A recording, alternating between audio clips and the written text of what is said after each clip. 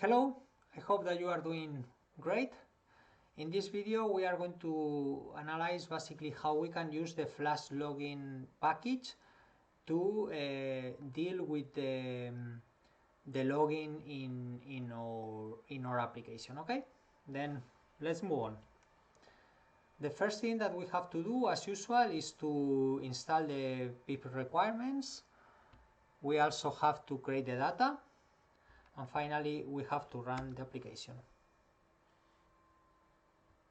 Okay, and then basically now what we have to do, we are going to focus basically in this login part here.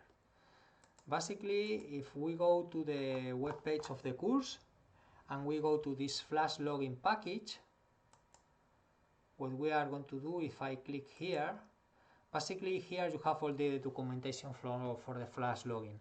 And basically what we are going to do in this video is to learn how to customize these functions and all the information that we have in this Flask-login web page to adapt it to our particular application. Okay, then let's move on. I go to minimize this, and here basically in the init file, the first thing that we have to do is from Flask-login we have to import login manager. Then here basically we have to do login manager equal to login manager application, and we have also to introduce login manager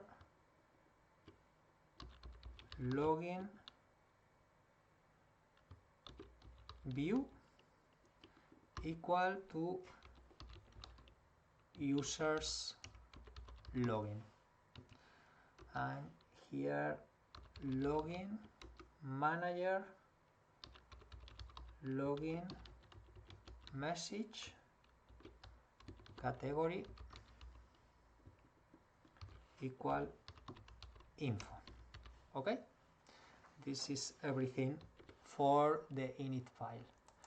In the models file, basically what we have to do is from cap import login manager that we have created right now.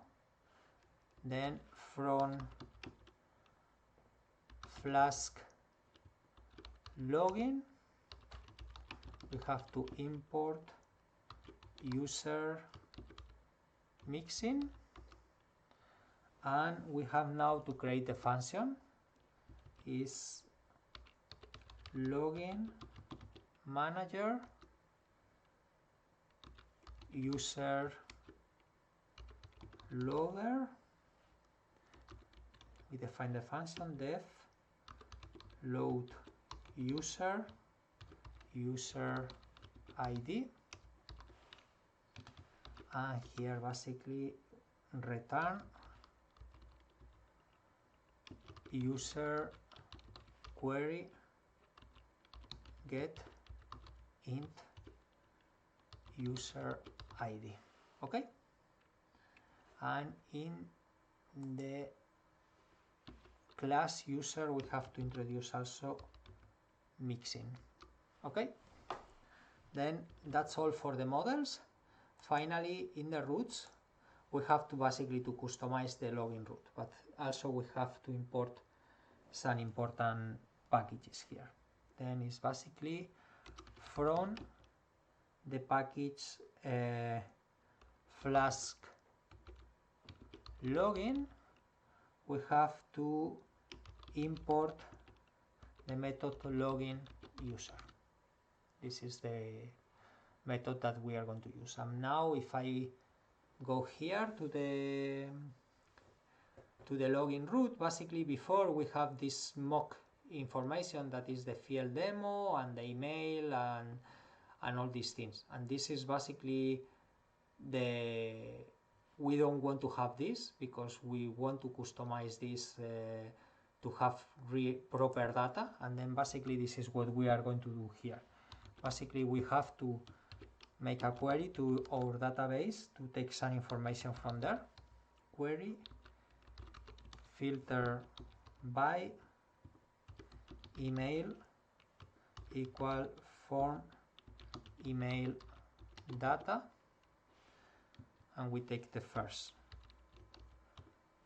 Basically what we are doing here is to make a query and take the email and check the email if the email that we have stored in our database coincide with the email that the user have introduced in the login form. Okay, this is the first thing. Then the next thing that we have to do is we have to substitute this information that we have there that is not real information, and then if the email coincide, the email that we have stored in the database coincide with the email that the user introduced, and at the same time the password introduced coincide with the password that we have stored, then we log in the user. Otherwise we have a miss. We provide an unsuccessful message. Okay, this is what we are going to do here. Basically, now we are comparing the password that the user introduced with the password that we have stored in our database, and then basically we have to use this function. And here is the user password, and we compare this with the form password data. Then if these two things are correct, are coincide, then basically we log in the user. And remember, we have the remember field, and then we also take that information from the form remember data. Okay, we save this. I'm going to check if the terminal is working. It's still working. This is good. Then I go here, I refresh the web page. This is good. Then the first thing that I have to do is to introduce some data, because now if I go to the database, I open the database that I have here. This database is now empty. We don't have anything. Okay, then I have to populate this database, and this is what we are going to do here. Introduce some credentials. Here I sign this.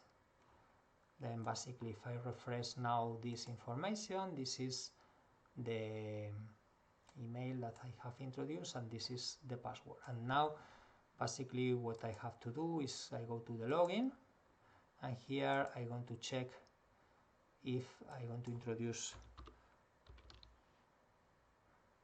Bjork.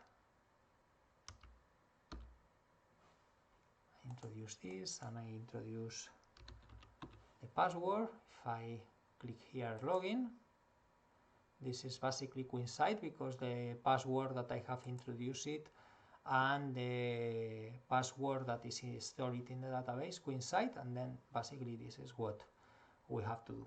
Then basically this concludes this video, in which basically what we have done is to use all the documentation that we have about Flask-login, and we have customized that information to deal with the authentication and the login of the users. I hope that you have enjoyed the video, and then see you in the next video.